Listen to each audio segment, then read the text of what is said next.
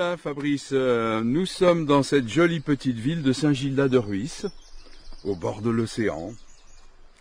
C'est un lieu qui est surtout connu aujourd'hui comme une station balnéaire. On n'a pas besoin pourtant d'aller très loin pour y trouver des traces de l'histoire, tu sais. Oui, effectivement, c'est souvent le cas.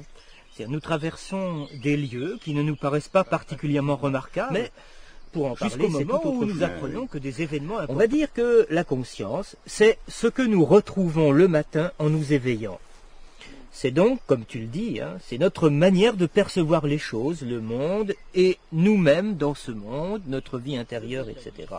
Mais justement, elle est quand même ne voit pas le même chemin.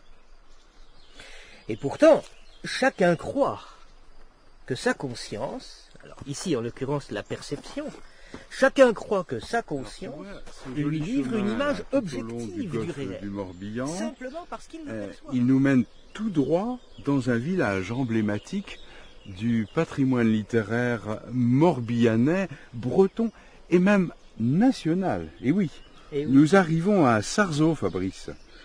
Nous avons marché, une vingtaine de kilomètres. Oui, ça commence à être long. C'est vrai. Et dont la forme n'était pas adaptée, ils coulent, et du coup, ils ne seront pas imités. C'est ce qu'on appelle une démarche empirique. Absolument.